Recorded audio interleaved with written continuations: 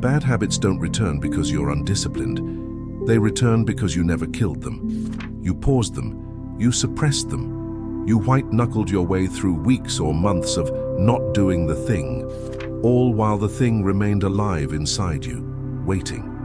The samurai understood something about elimination that modern psychology keeps missing. You cannot remove a pattern by stopping the behavior. The behavior is just the visible part. Underneath is an identity, a version of yourself for whom that behavior makes perfect sense. And as long as that identity exists, the behavior will always come back. Think about the last habit you tried to quit. You made it 2 weeks, maybe 3. You felt strong, felt like this time was different. Then one stressful day, one moment of weakness, and the whole thing collapsed. Not slowly, instantly, like it was never gone at all. That's because it wasn't gone. You were just holding your breath. And eventually everyone runs out of air. There's a level of freedom from bad habits that makes people look at you with confusion, not admiration. Confusion. Because from their perspective, they can see you around the exact triggers that would destroy them, and nothing happens. No struggle, no visible resistance, no tension. It's like the habit doesn't even exist in your reality anymore. And today you'll discover exactly how to get there. Not through willpower, not through accountability, through a principle the samurai used to eliminate patterns so completely that they became impossible to recreate. A principle that doesn't fight the habit. It erases the person who needs it. But here's what no one prepares you for. This isn't about self-improvement. This is about self-destruction. The version of you that formed the habit has to die. Not change, not improve, die. And most people would rather relapse forever than commit that murder. Before I show you how this works, subscribe to the channel, like the video and comment. Which habit came back the fastest after you thought you'd finally quit it? The story I'm about to tell you happened to Marcus. He was 36 years old, regional sales manager for a pharmaceutical company based in Chicago. 12 years with the company, managed a team of 14 reps across 5 states, hit his numbers consistently, made good money, had the corner office, the respect, the trajectory toward VP. But Marcus had one problem that was slowly destroying everything he'd built. He couldn't stop checking his phone. Not in the normal way everyone does, in the pathological way, the compulsive way. Every notification, every buzz, every phantom vibration his brain invented, 20, 30, 40 times an hour. During meetings, during meals, during conversations with his wife, during his daughter's soccer games, during the rare moments he tried to just sit still. He'd tried to quit a dozen times over 5 years, deleted apps, set screen time limits, bought a dumb phone, lasted 3 days before he reinstalled everything, 1 week before he switched back. The longest stretch was 19 days, and it ended the moment his boss called him out in a meeting for missing an urgent Slack message. Marcus knew the habit was costing him. His team didn't trust him because he never gave them full attention. His marriage was strained because his wife felt invisible next to his screen. His daughter had stopped trying to show him things because she knew he'd be half present, eyes drifting to his phone mid-sentence. But knowing didn't matter, because the pull was stronger than the knowledge. Every morning he'd promise himself, today will be different. Every night he'd count the hours he'd lost to mindless scrolling, the moments he'd missed, the people he'd ignored. And every next morning the same promise, the same failure. The collapse came on a Wednesday in November. Marcus was in a critical sales review with his boss and the VP of sales. They were presenting Q4 projections. Marcus was 3 slides in when his phone buzzed. He glanced down. Email notification, nothing urgent. His hand moved anyway, unlocked the screen, started reading. His boss stopped mid-sentence. "Marcus, are you with us?" Marcus looked up. Everyone was staring. "Yeah, sorry. Continue." "Put the phone away." Marcus set it down, face burning. They continued. 2 minutes later, another buzz. Marcus's hand twitched toward it. Stopped. The VP noticed, raised an eyebrow. Marcus forced his hand flat against the table. The phone buzzed again. His entire nervous system lit up. He could feel the notification sitting there, unread, demanding attention. His brain was screaming at him to just check it quickly while they were looking at the slides. He didn't. But the restraint cost him everything. He couldn't focus, didn't hear the next 3 questions directed at him, had to ask them to repeat themselves. The meeting ended badly. As everyone filed out, his boss pulled him aside. "What's going on with you?" "Nothing, just distracted." "Marcus, you're addicted to that thing. It's affecting your performance. Fix it."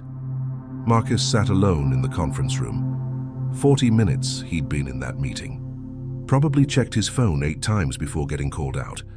After that, spent the rest of the time fighting the urge so hard, he missed everything being discussed. Either way, he lost. That night, Marcus did something he'd avoided doing because it felt too extreme. He searched for information about the samurai and their approach to breaking patterns, found a translated collection of writings on Zen training and warrior discipline, started reading, and one passage made him put the book down and stare at the wall. The circle must be completed. Enso. In Zen practice, the brush creates a circle, beginning, movement, return to origin. But a perfect circle is not the goal. The goal is to understand that any incomplete circle will forever pull you back to finish it. The warrior breaks patterns not by leaving them incomplete, but by completing them so totally that the circle closes and ceases to exist. Marcus read it 7 times, and something started to click. He'd been trying to quit his phone habit by stopping mid-circle, by interrupting the pattern, by leaving it incomplete. And incomplete circles create tension. Your nervous system knows something is unfinished. It pulls you back, constantly, relentlessly. You can resist the pull, but the pull never stops. That's why the habit always returned, because he'd never completed the circle. He'd never gone all the way through the pattern to the other side, where it naturally ends and ceases to exist. But what did that even mean with a phone addiction? You can't complete compulsive checking. There's no natural endpoint. The behavior is designed to be infinite. Marcus kept reading, found another passage about Shoshin, beginner's mind, the practice of approaching something as if for the first time, seeing it clearly without the distortions of habit and assumption. And he understood. He'd never actually looked at what he was doing, never observed the full pattern. He just reacted to it, fought it, tried to suppress it. To complete the circle, he'd have to see it completely first, understand the exact mechanism, follow the full pathway from trigger to action to consequence to return. And only by seeing the whole pattern could he find where it actually ended, where the circle closed naturally if he let it run its full course instead of interrupting or repeating it. Marcus made a decision that felt insane. For 1 week, he would not resist the phone compulsion at all, but he would observe it. Every time, he'd notice the trigger, notice the thought, notice the physical sensation of reaching for the phone, notice what he was actually looking for. Notice how he felt immediately after. Notice the gap before the next compulsion arose. Complete observation, zero resistance, full attention to the entire circle of the pattern. Day 1, morning coffee, 7:18 a.m. Marcus felt the urge to check his phone. Instead of immediately doing it, he paused, asked himself what triggered this. Nothing. No notification, no reason, just the gap of not actively doing something else. The urge emerged from stillness. He checked the phone. Email, social media, news, 4 minutes, set it down. Noticed mild disappointment. Nothing important was there, never is, but his nervous system had expected something, some hit of novelty, some reward. Didn't get it. Subtle deflation. 90 seconds later, the urge returned. Already, he hadn't even started his next task. The circle wanted to begin again immediately because the last completion had left him slightly worse than before. The pattern fed on its own failure to satisfy. Marcus kept observing. By the end of day 1, he'd checked his phone 63 times, he counted, and not once, not a single time, did he find something that actually mattered. But 47 of those checks happened within 2 minutes of the previous check. The circle was trying to close but couldn't because there was no real endpoint, no satisfaction, just a loop that repeated faster and faster. Day 3. Marcus was in a team meeting. His phone buzzed. He noticed immediate spike of attention. Heart rate increased. Hand moved toward phone. He let it. Checked the notification, Slack message, non-urgent question. He noticed the question wasn't the point. The point was interrupting his present moment discomfort, sitting in a meeting, hearing someone talk, being inactive, with a burst of novelty and movement. The phone wasn't the problem. The phone was the solution to a different problem, his inability to exist in the present moment without stimulation. Marcus had been fighting the symptom while the disease stayed invisible. He was addicted to interruption, to novelty, to the micro-escape from whatever was happening right now. The phone was just the most accessible tool for that escape. Day 5. Marcus sat in his car in the parking lot before going into work. He'd been observing for 5 days. The pattern was completely clear now. Trigger, stillness, boredom, discomfort, or anticipation. Response, reach for phone. Outcome, brief novelty, immediate deflation, faster return of craving. Repeat. And the key insight, the circle couldn't close because he was using the behavior to avoid feeling what he was actually feeling. Every time he checked his phone, he was interrupting the experience of boredom, anxiety, restlessness, or whatever was present. And those interrupted feelings accumulated, stacked up, created more pressure, which created more urge to escape, which created more checking. The circle would only close if he let himself feel the thing he was avoiding. Fully, completely, without interruption. Let the feeling run its natural course from beginning to peak to natural dissolution. Marcus made a second decision. For the next 7 days, he would not check his phone unless there was an actual external reason. A meeting, a scheduled call, a specific task requiring it.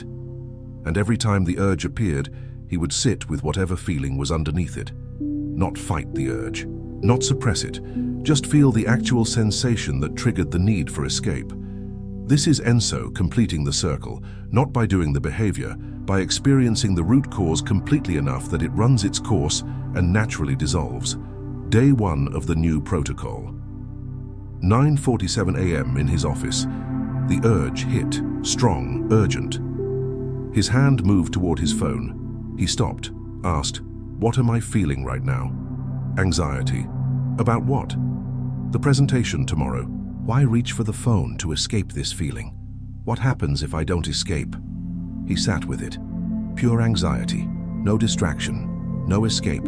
It was intensely uncomfortable, his chest tight, his mind racing. The urge to check his phone was overwhelming. He didn't check it, just sat there, feeling anxious, fully anxious, letting the wave of it wash over him without trying to make it stop. After 4 minutes, the intensity began to drop. Not because he did anything, because feelings have a natural lifespan. They peak, then they subside, but only if you let them complete their arc, instead of interrupting them mid-rise. Marcus sat there as the anxiety diminished to a low hum. The urge to check his phone was gone, not suppressed, gone, because the feeling that created the urge had completed its cycle. The circle had closed. Day 3. Meeting with his team. Someone was presenting. Marcus felt the familiar pull. Phone in pocket, the urge screaming at him. He noticed boredom. This presentation isn't engaging. His mind wanted stimulation. The phone would provide it. Instead of reaching for it, he let himself be bored. Fully, completely bored. Didn't try to make it interesting. Didn't force attention. Just experienced boredom as a physical sensation. Heavy eyelids, restless legs, mind wandering, the urge to escape. He stayed in it. Let boredom exist. And after about 3 minutes, something unexpected happened. His mind naturally re-engaged with the presentation. Not forced, just attention returned on its own, because boredom, when fully experienced, naturally resolves into either deeper rest or renewed attention, but only if you don't interrupt it. Week 2. Marcus was having dinner with his wife and daughter. His phone was in the other room. He felt phantom vibrations, his nervous system inventing notifications that didn't exist. The addiction still present in his body, but now he knew what to do. Notice the phantom buzz. Notice the urge to check. Ask, what feeling is present? Usually, mild anxiety about missing something important. Stay with that feeling. Let it exist. Let it peak. Let it dissolve. It took 2 minutes. Then he was fully present at dinner, actually listening to his daughter talk about her day, actually seeing his wife, actually there. His wife noticed. "You seem different lately." "How?" "You're here. Like, actually here. It's been a long time since you were actually here." Marcus didn't tell her about ENSO or completing circles or Zen training. He just said, "I'm working on it." Week 3. Big presentation. High stakes. VP and 2 executives in the room. Marcus's phone was in his bag, turned off. He felt the anxiety spike, felt the urge to check for messages, to make sure he hadn't missed anything critical, to escape into the false productivity of responding to emails. He stayed with the anxiety, let it exist in his body, noticed it was just sensation, elevated heart rate, slight tremor in his hands, tightness in his chest. Just biology, not an emergency, not something that required immediate action, just his nervous system responding to perceived threat. The anxiety peaked, then began to subside. His mind cleared. He delivered the presentation with full presence, answered questions directly, made eye contact, was actually there. After the meeting, the VP pulled him aside. "That was excellent.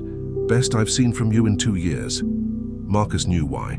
For the first time in years, his attention hadn't been fractured, split between the room and his phone. He'd been whole, complete, present in one place instead of scattered across multiple realities. Month 2. Marcus looked at his phone usage stats, down 87% from 2 months ago. But the reduction wasn't the point. The point was the freedom. He could sit through an entire meeting without touching his phone, could have dinner with his family without thinking about it, could be alone with his thoughts without immediately reaching for distraction. The habit hadn't returned because the person who needed that habit was gone. The person who used constant stimulation to avoid uncomfortable feelings. The person who interrupted every genuine emotion with a burst of novelty. That person had died through the practice of completing the circles he used to leave incomplete. But there was a cost. His co-workers thought he was being rude. "Why don't you respond immediately anymore? Why aren't you on Slack all day? You used to be so accessible." His boss actually said, "I don't know if this is better. You seem less engaged with the team." Marcus understood what they meant. His previous phone addiction had created the illusion of constant availability, constant engagement, constant connection. Removing it revealed something uncomfortable. Most of that connection was fake, surface level, performative. And now that he wasn't performing constant availability, people were unsettled. He'd traded the appearance of connection for actual presence. Not everyone valued that trade. Some people prefer the performance. Month 3. Marcus sat in a coffee shop on a Saturday morning. No agenda, no plan, just sitting. His phone was in his pocket, turned on, available, and he had zero urge to check it. Not because he was resisting, because the urge genuinely didn't exist. The person who needed that escape, who couldn't tolerate stillness, who required constant stimulation, who used novelty to avoid feeling, that person was gone. Replaced by someone who could sit in a coffee shop for an hour, doing nothing, feeling boredom or restlessness or anxiety when they arose, letting those feelings complete their natural cycles and remaining present through all of it. This is what the samurai understood. You don't break a bad habit by fighting it. You complete the circle it's part of.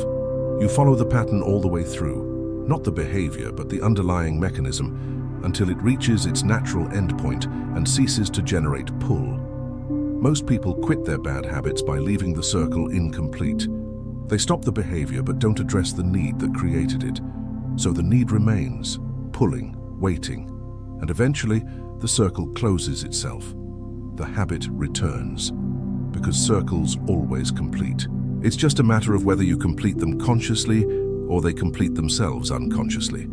Marcus's team didn't understand why he'd changed. His wife noticed, but couldn't articulate what was different. His daughter just knew Dad actually watched her games now instead of staring at his phone on the sidelines. Month 6, performance review. His boss. Your numbers are up. Your team respects you more, but you're harder to reach, less responsive. Marcus, I respond to what matters. I ignore what doesn't. How do you decide what matters? If it can wait, it's not urgent. If it's not urgent, it can wait until I'm not doing something else. His boss looked uncomfortable. In corporate culture, everything is allegedly urgent. Making people wait is seen as disrespectful. Marcus was violating the unspoken rule, always be available. But Marcus had learned something more important. Availability is a trap. True presence requires unavailability. You can't be fully engaged with what's in front of you if you're always available to what's not. He'd chosen presence over availability, and presence was winning. Year 1. Marcus looked back at who he'd been 12 months ago, the man who checked his phone 60+ times a day, who couldn't sit through a meal without interrupting it, who was physically present but mentally absent from almost every moment of his life. That person was gone. Not because Marcus had superior willpower, not because he'd found the right app blocker or accountability system, because he'd completed the circles that person kept leaving incomplete.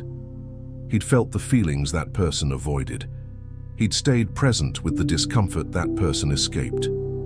He'd let the underlying patterns run their full course until they naturally dissolved, and in the process, the person who needed those escapes had died, been replaced by someone who could exist in the present moment, who could feel boredom, anxiety, restlessness without immediately reaching for stimulation, who could complete the circles as they arose instead of creating incomplete loops that pulled him back forever.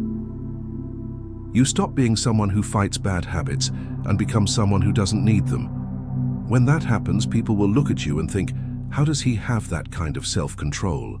And the answer will be simple. He doesn't have self-control. He completed the circles. The person who needed to escape is dead. The question remains, are you ready for this level of transformation? Because it's not about quitting the habit. It's about eliminating the need for the habit by completing the emotional cycles you've been interrupting, by feeling fully what you've been avoiding, by staying present with discomfort until it runs its natural course and dissolves. ENSO won't make you more disciplined. It'll make you someone who doesn't require discipline, because the person who needed the escape pattern no longer exists. Someone who can sit with restlessness, boredom, anxiety, anticipation without reaching for their drug of choice. Someone who completes circles instead of creating infinite loops, and that's going to make people uncomfortable. They'll say you're too serious now, or not as fun, or kind of intense. Because your presence highlights their absence. Your completion shows their incompletion. Your freedom exposes their addiction. Your stillness reveals their constant escape. If this video changed your perspective on why habits always return, subscribe to the channel and activate the bell so you don't miss future content that will transform you. And tell me in the comments, what's the feeling you'll commit to sitting with completely without distraction for the next 7 days? Remember, the circle completes when you let the feeling beneath the habit run its full course. The person who interrupts that feeling is the person who keeps the habit alive. If you've watched this far, thank you very much for your attention. See you in the next video.